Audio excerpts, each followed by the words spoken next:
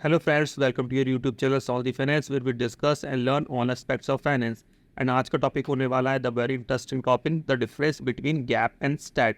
तो आज हम जानेंगे इस वीडियो के माध्यम से कि गैप और स्टैट की बेसिक अकाउंटिंग में क्या फ़र्क होता है, कौन सा लॉ स्टैट को रेगुलेट करता है, कौन सा गैप को रेगुलेट करता है, क्या कौन से लेजर्स इसमें बनाए जाते हैं, कौन से स्टैट में बनाए जाते हैं, कौन से गैप में बनाए जाते हैं।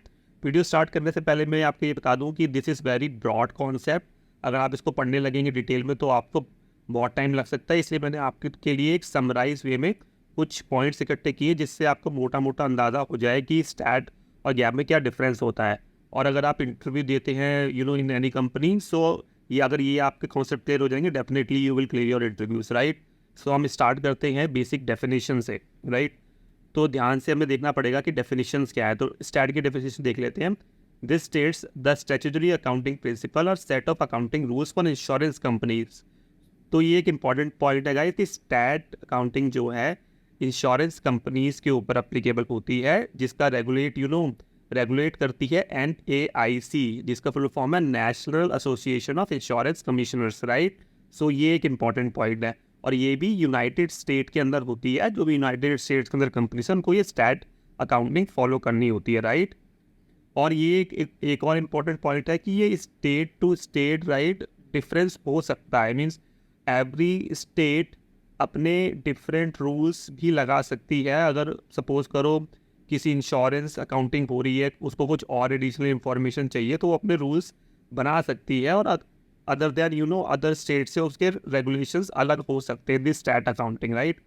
जबकि हम गैप में जाते हैं तो गैप का फुल फॉर्म है जनरली एक्सेप्टेड अकाउंटिंग प्रिंसिपल। ये जस्ट लाइक स्टैंडर्ड्स और रूल्स प्रोवाइड करता है कि आपको अकाउंटिंग ऐसे करनी है, राइट। जैसे सिंपली हमारे अकाउंटिंग स्टैंडर्ड्स होते हैं वैसे यूएस के अंदर गैप होता है और सारी यूएस की कंपनियों को गैप के अंदर अकाउंटिंग करनी होती है, राइट। और इसको मॉनिटर करता है, बनाता है फाइनेंशियल अकाउंटिंग स्टैंडर्ड बोर्ड, इसको देखता है, और गवर्नमेंटल अकाउंटिंग स्टैंडर्ड बोर्ड दोनों मिलकर इसको देख लेते हैं। और मेनली गैप को कैसे अडॉप्ट करते हैं, जस्ट लाइक हमारे यहाँ पे सेबी होती है तो उनके यहाँ पे होता है SEC।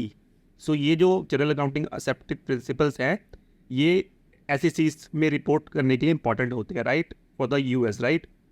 सो हम अपनी फटाफट नेक्स्ट स्लाइड में आते हैं। आप इसको स्क्रीनशॉट लेके या जैसे करके ना टेक्स्ट पढ़ सकते हैं। हम क्विकली अपनी नेक्स्ट स्लाइड पर जाते हैं इनकी वेरिएंसेस देखने के लिए, ओके। तो इसके फर्दर वेरिएंसेस के लिए हम जानते हैं कि स्टैट्यूटरी अकाउंटिंग प्रिंसिपल एज पर the accounting regulation for the preparation of insurance company. जैसे मैंने आपको बताया कि ये इंश्योरेंस कंपनी के लिए सेपरेट रेगुलेशंस बनाई गई है अकॉर्डिंग टू लॉज डेट, उनको कैसे अकाउंटिंग और कैसे डिफ्रेंशिएट करना है अकाउंटिंग के बीच में। तो ये अलग से इन रेगुलेशंस है जिसके अकॉर्डिंग इनको रिपोर्ट करना पड़ता है, राइट। सो मेनली इसके अंदर क्या है कि ये सॉल्वेंसी पॉइंट ऑफ व्यू से अकाउंट्स बनाए जाते हैं, right. And in the gap में क्या होता है, ये मोर ओवर गोइंग कंसर्न के बेसिस पे अकाउंटिंग की जाती है। जस्ट लाइक हमारे यहाँ पे अकाउंटिंग की जाती है ऐसे गोइंग कंसर्न, तो गैप भी वो सेम फॉलो करता है गोइंग कंसर्न के ऊपर। लेकिन यहाँ पे जो स्टैट वाले थोड़ा सॉल्वेंसी पे ज़्यादा ध्यान देते हैं। सपोज करो हमारे यहाँ पे बैंकिंग इंडस्ट्री है और इंश्योरेंस इंडस्ट्री है। जैसे बैंक में RBI थोड़े से और रेगुलेशंस बैंक के ऊपर लगाता है। जैसे सपोज करो SLR होता है, सडनली लिक्विडिटी रेशोस होती है, उनको मेंटेन करनी पड़ती है, इतना कैश मेंटेन करना पड़ता है। जो सिमिलर मैनर पे ही स्टैट में भी सॉल्वेंसी रेशोस देखी जाती हैं। कुछ असेट्स को एक्सेप्ट किया जाता है, नहीं किया जाता है, कुछ एक्सपेंस ज़्यादा यहाँ पे होते हैं, गैप में कम होते हैं। तो ये सॉल्वेंसी पॉइंट ऑफ व्यू से ज़्यादा इंपॉर्टेंट है स्टैट, राइट। और जैसे कि मैंने बताया कि स्टेट लॉ भी इसको थोड़ा सा अमेंड कर सकते हैं और अपनी एडिशनल रिक्वायरमेंट्स भी उसके अंदर डाल सकते हैं कि उनको अगर कोई एडिशनल रिक्वायरमेंट की ज़रूरत है तो वो अकॉर्डिंगली चेंज हो जाएगा, right, state to state. And STAT दूसरे पॉइंट पर जाते हैं। STAT focuses on this 3 core values which is conservatism, recognition and consistency, right. और इसका मेन पॉइंट है जो मैं आपको बताना चाहता हूँ कि ये पॉलिसी होल्डर के पॉइंट ऑफ व्यू से ज़्यादा स्टैट से होता है, राइट। सपोज करो at given point of time कोई भी कंपनी, इंश्योरेंस कंपनी अपने पॉलिसी होल्डर को whether he is able to pay his policyholder claimant the claim, तो ये उस अकॉर्डिंग सोचता है रेदर देन कि इन्वेस्टर पॉइंट ऑफ व्यू। जैसे यहाँ पे गैप में जो भाई थोड़ा इन्वेस्टर पॉइंट ऑफ व्यू से अकाउंटिंग बुक्स ऑफ अकाउंटिंग की जाती है और यहाँ पे स्टैट में की जाती है पॉलिसी होल्डर की अकॉर्डिंग, राइट, कि पॉलिसी होल्डर को के बेसिस पे कि अकाउंट्स जो कंपनी शो कर रही है कि whether insurance company have sufficient fund to fund their claim and so on, तो ये उनके लिए की जाती है। और ये मेनली फोकस करता है लिक्विडेशन पॉइंट ऑफ व्यू से, राइट, कि सपोज करो आज कंपनी अगर हम सोल्ड आउट कर दें तो हमारे पास कितने पैसे हैं कि हम अपने सारे liabilities, debt, policy holders, claimant के जो भी फंड्स हैं वो उसको सेटल डाउन कर सकते हैं। तो ये मेनली फोकस करता है लिक्विडेशन पॉइंट ऑफ व्यू से, और ये करता है going concern investor point of view से, राइट। हम गैप के बारे में थोड़ा सा पढ़ लेते हैं। जैसे मैं बताया कि this is generally accepted accounting principle, जो कि यूएस में बनाए गए हैं, यूएस की सारी कंपनी इसको फॉलो करती है, राइट।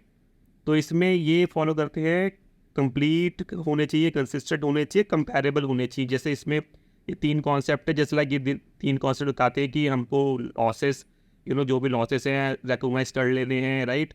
वैसे ही ये बताते हैं कि कंप्लीट होने चाहिए, कंसिस्टेंट होने, कंपैरेबल होने चाहिए। ये इसके 3 पॉइंट्स हैं। और जैसे कि हाँ, ये गैप जैसे mainly US while US follow the international, जैसे यूएस क्या कहते हैं कि गैप जो है यूएस से फॉलो होता है और IFRS most of the other international entities follow करती हैं, राइट। तो ये इसके मेजर डिफरेंसेस हो गए। आई होप आपको ये थोड़े पॉइंट समझ में आ रहे होंगे और आप इसका भी स्क्रीनशॉट ले सकते हैं तो डिटेल में थोड़ा समझ सकते हैं, राइट। हम नेक्स्ट स्लाइड में मूव हो जाते हैं। जैसे कि पहला पॉइंट है इसमें, STAT accounting does not focus on matching principles and GAAP पे तो मैचिंग प्रिंसिपल होता है। इस पर एग्जांपल ले लेते हैं। सपोज करो रेवेन्यू के केस में कोई एक्सपेंस है, तो गैप में क्या करेंगे, गैप में अकॉर्डिंग जैसे रेवेन्यू रिकॉग्नाइज करते रहेंगे वैसे ही एक्सपेंस भी रिकॉग्नाइज करते रहेंगे। लेकिन स्टैट में तो जैसे ही एक्सपेंस हो गया तो उसको एज एंड व्हेन जब इनकर्ड होता है वैसे ही उसको रिकॉग्नाइज करना होता है। तो मैं आपको 1-2 एग्जांपल आपके साथ शेयर करूंगा जिससे आपको थोड़ा सा और क्लैरिटी मिल जाएगी, राइट।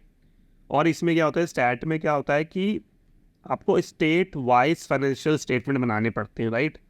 नॉट लाइक गैप की गैप तो सपोज करो इंडिया में भी ऑल ओवर इंडिया आपका एक ही कंपनी सेक्टर है, राइट। तो आपको एक ही पूरा जो भी कंपनी सेक्टर है वो सारे कोई भी स्टेट में काम कर रहे हो तो उसके अकॉर्डिंग चलना पड़ेगा। वैसे भी गैप में भी है, लेकिन स्टेट में स्टेट वाइज भी आपको फाइनेंशियल स्टेटमेंट बनाने पड़ते हैं क्योंकि स्टेट वाइज भी अलग अलग रूल्स एंड रेगुलेशंस होते हैं, राइट। तो ये भी इसका एक मेन डिफरेंस है। फर्दर अगर मैं बात करूँ कि ऐसे ये जो अकाउंटिंग प्रिंसिपल्स है इसके स्टैट के, तो ये लॉन्ग ड्यूरेशन और शॉर्ट ड्यूरेशन कॉन्ट्रैक्ट में कोई फ़र्क नहीं करता है, सबकी अकाउंटिंग जैसी होगी। जबकि गैप में ये लॉन्ग ड्यूरेशन और शॉर्ट ड्यूरेशन कॉन्ट्रैक्ट में डिफरेंस होता है इसके अंदर, राइट। आपको अभी लॉन्ग और शॉर्ट ड्यूरेशन समझ में नहीं आ रहा होगा क्योंकि स्टैट एंड गैप थोड़ा सा ब्रॉड कॉन्सेप्ट है। तो आपको अगर ये सारे टर्मिनोलॉजी समझनी है तो आपको इंश्योरेंस अकाउंटिंग भी थोड़ी डिटेल में समझनी पड़ेगी। उसके बाद आपको सही तरीके से समझ में आ पाएगा कि और मेजर डिफरेंसेस क्या क्या है, राइट। तो हम अपने नेक्स्ट पॉइंट में जाते हैं जिसमें एक आप सपोज करो जैसे मैचिंग कॉन्सेप्ट का मैं आपको इस पॉइंट से एक एग्जांपल देता हूँ। सपोज करो आपने पॉलिसी बेची तो उसके ऊपर कंपनी ने कमीशन दिया या और भी कोई एक्विजिशन एक्सपेंसेस जो होते हैं उस पॉलिसी को अर्न करने के लिए, राइट, तो कंपनी करती है। तो गैप में क्या होता है कि मैचिंग प्रिंसिपल के अकॉर्डिंग जैसे जैसे प्रीमियम रन होता रहता है वैसे ही आपको जो एक्सपेंसेस होते हैं उसके कमीशंस होते हैं, जो और भी कोई एक्विजिशन कॉस्ट होता है वैसे ही वो एक्सपेंस भी इनकट कर देते हैं, राइट। और जो उनको डेफर करना होता है तो वो डेफर कर देते हैं। सपोज करो 100 मिलियन का एक्सपेंस हुआ लेकिन उन्होंने प्रीमियम 50% किया है तो 50% ही उनको एक्सपेंस इनकम करना है। 50 मिलियन दिखाना, 50 मिलियन को वो डेफर्ड कह देंगे जिसे कहते हैं डेफर्ड एक्विजिशन कॉस्ट। बट ये क्या कहते हैं, स्टैट में ऐसा कोई कॉन्सेप्ट नहीं है। आपके 100 मिलियन एक्सपेंस हुए तो आपको 100 मिलियन ही एक्सपेंस बुक्स में दिखाने क्योंकि आपके एक्सपेंस हो गए। तो कोई डेफर्ड एक्विजिशन का कॉन्सेप्ट स्टैट में एग्जिस्ट नहीं करता, जबकि गैप में कॉन्सेप्ट एग्जिस्ट करते हैं, right. Just like a solvency कि आपका एक्सपेंस तो हो गया ना, क्या ऐसा एक्सपेंस हो गया तो आपको इनकट करना है और बुक्स में दिखाना है। तो ये बेसिक डिफरेंस हो गया। हम आ जाते हैं अपनी नेक्स्ट स्लाइड पे। जैसे कि मैंने बताया कि स्टैट जो है सपोज करो बहुत सारे एसेट जैसे होते हैं कि मोर देन 90 डेज़ के आपके वो हो गए, डेटर्स हो गए, तो वो इसको रिकॉग्नाइज नहीं करता, मीन्स उसको एसेट ही नहीं समझता, नॉन एडमिटेड एसेट्स में डाल देता है। जब भी वो अपनी सॉल्वेंसी की रिपोर्ट बनाएगा तो एसेट से समझेगा वो वैल्यू 0 कर देगा इनकी। जस्ट लाइक कि प्रीपेड एक्सपेंस तो कोई एसेट भी समझता हूँ, फर्नीचर को कुछ एसेट भी समझता हूँ, और बहुत सारे कैटेगरी ऐसी है जो इसमें एसेट की कैटेगरी में नहीं आती, जो नॉन एडमिटेड और एडमिटेड एसेट की एक वेरिफिकेशन बन जाती है। जबकि ऐसा कुछ गैप में नहीं होता। गैप में बैड डेट्स होता है, और एक इसको 90 दिन से ऊपर वाले को भी डेटर को डेटर मानते हैं, लेकिन हाँ एक प्रोविजन फॉर बैड डेट बना देते हैं, वो अलग बात है। लेकिन यहाँ पे तो पूरा का पूरा ही एक्सपेंस आउट कर देते हैं, मतलब उसको असेट ही नहीं मानते, राइट। तो ये एक थोड़े से मोटे मोटे कंपैरिजन और वेरिएंसेस हैं जो गैप और स्टैट अकाउंटिंग में आते हैं।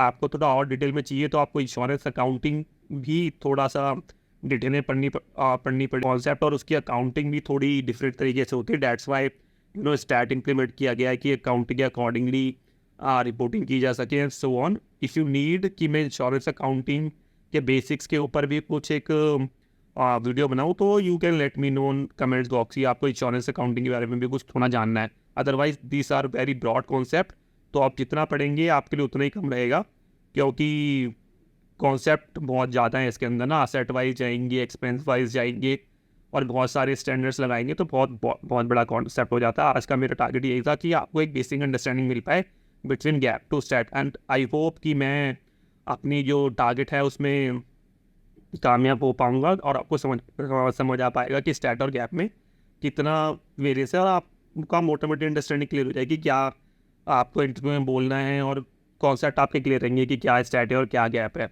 Alright, I think you find this video helpful, and definitely you please like and share and subscribe this video, and आपको और भी कोई क्वेश्चंस हैं तो आप मेरे कमेंट्स बॉक्स में मेंशन कर सकते हैं। Definitely I try to make some other videos so that I can clear your doubts. Okay, for now I'm just closing this video. Thank you guys for joining. Bye.